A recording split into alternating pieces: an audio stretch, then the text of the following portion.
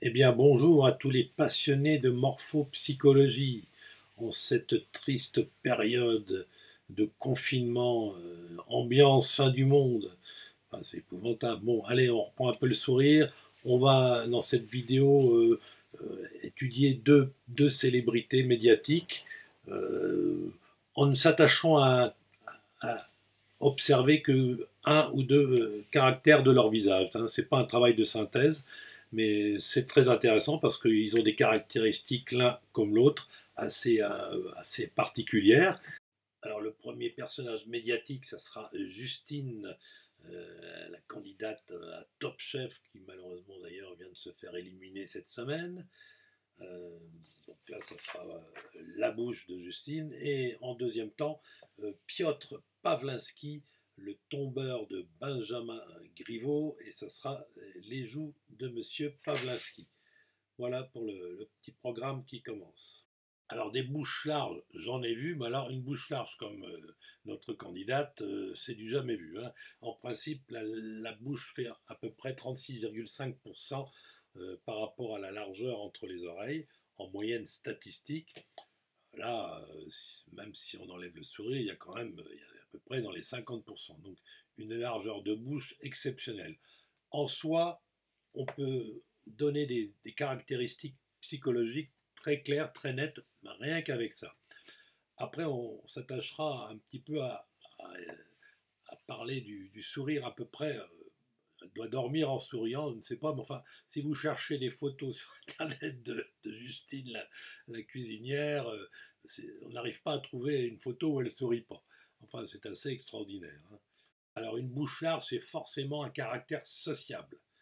Sociable, ça veut dire on est bien en groupe, on est inclus dans le groupe, on fusionne avec le groupe, c'est le plaisir par la vie en groupe, la vie associative est un passage obligé. Alors, obligé, donc ça veut dire qu'on ne peut pas être tellement solitaire, on n'arrive pas à être autonome de sa personne, on est obligé de fonctionner avec un partage permanent et constant avec l'entourage. Donc notre candidate adhère, elle fusionne immédiatement au milieu ambiant, c'est une obligation, et donc ça lui implique, lui impose une recherche de contact permanent. Hein.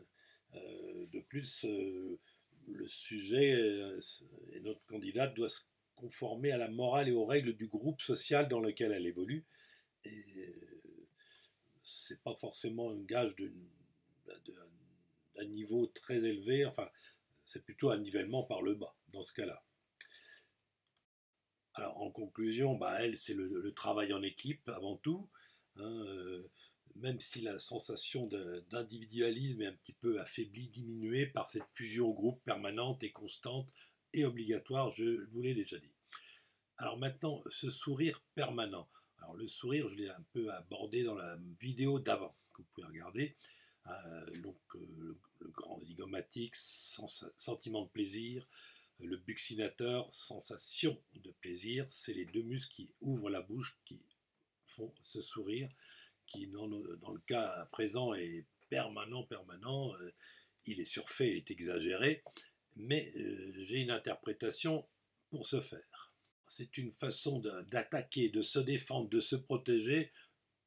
L'un des trois, en tout cas, c'est sa façon à elle à dire, dès qu'il y a une rencontre, pof, sensation, sentiment de plaisir, ça y est, on est ensemble, on est dans le même groupe, on est dans la même équipe. Et donc les tensions sont immédiatement diminuées. Et quand on est dans la même équipe, bah, on va dans le même sens et il n'y a pas de conflit. Voilà, c'est une façon pour moi d'interpréter ce sourire permanent, exagéré, un petit peu gênant, moi je trouve. Hein. Donc cette invitation pour pouvoir être à coup sûr dans le même bateau, dans la même équipe, ben ça marche quand même, je suis sûr, pas trop mal. C'est difficile d'y résister. C'est efficace. Hein, et on doit pouvoir se faire piéger facilement alors qu'on n'est pas forcément en empathie ou en accord parfait. Mais je suis sûr que c'est efficace. Sinon, elle le ferait pas.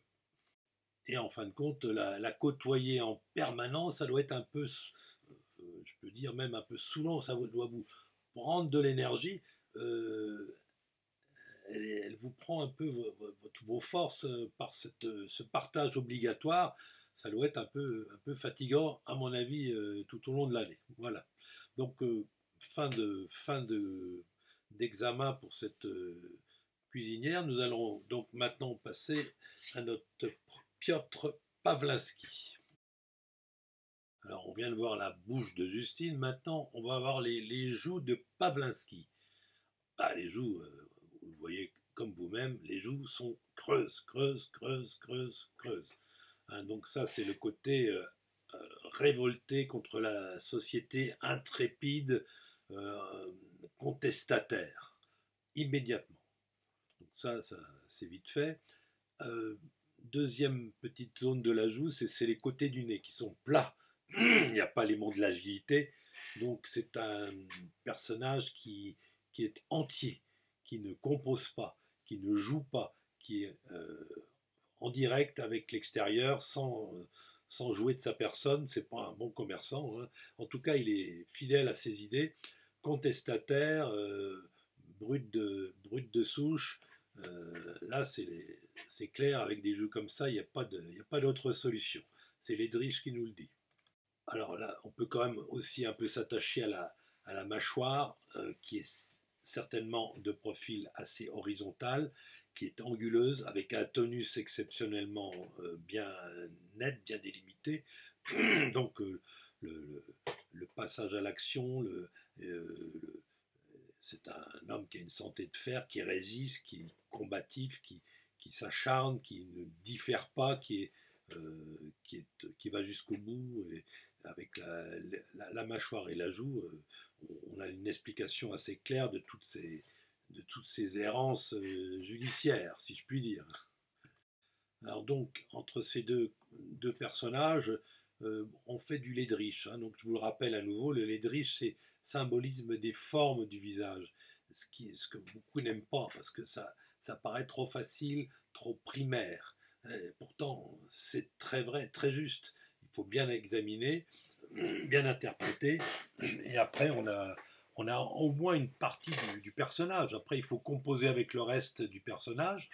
Là, je ne le ferai pas parce que je veux faire un vlog assez court, j'ai pas beaucoup de temps, mais une joue creuse, c'est toujours une joue creuse. Un mot de l'agilité très plat sur les bords du nez, sur les côtés du nez, c'est clair et net. Il suffit d'un peu d'expérience dans l'observation. De même pour la bouche, hein, c'est des choses très claires, très faciles en fin de compte à voir. Le plus difficile, c'est de faire une interprétation générale du visage. Si j'avais un peu plus de temps, on peut voir par contre que ses sourcils sont légèrement arrondis, donc ça adoucit un peu le personnage, vous voyez.